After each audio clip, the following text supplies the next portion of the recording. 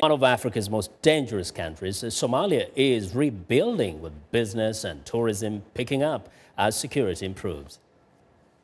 The two-decade war might have crashed government structures and learning institutions and has caused heavy death toll and maiming, but business is still alive and healthy in Mogadishu.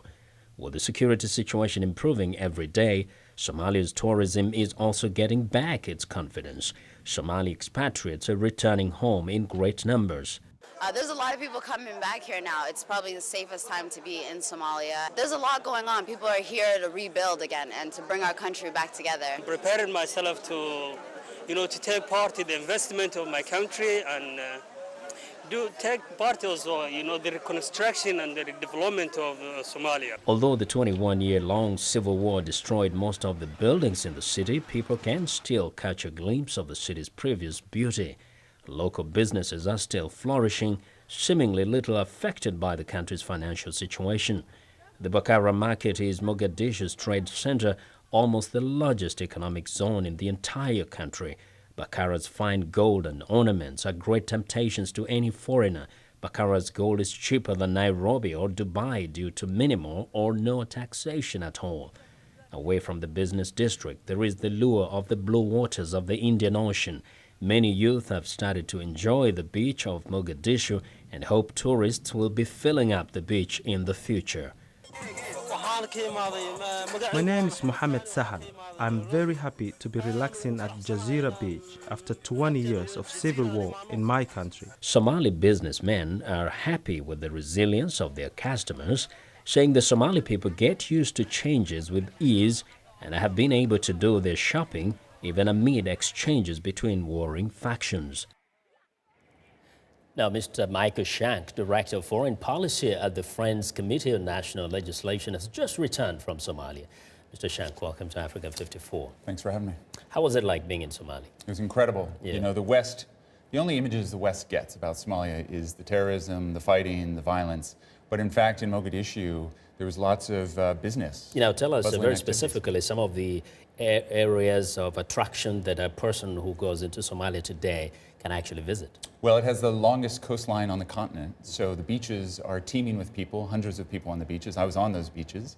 So certainly there's the tourism of the coast and the fisheries there, fresh lobster. I'm a vegetarian, but the fresh lobster from the ocean is delicious. But a lot of new restaurants. I mean, the Somali diaspora, as your clip mentioned, are coming back in the hundreds and setting up businesses. They're very entrepreneurial. So life is getting back to normal in Mogadishu. Most people think that everybody's walking around ducking bullets or so terrified of a bomb and car explosions.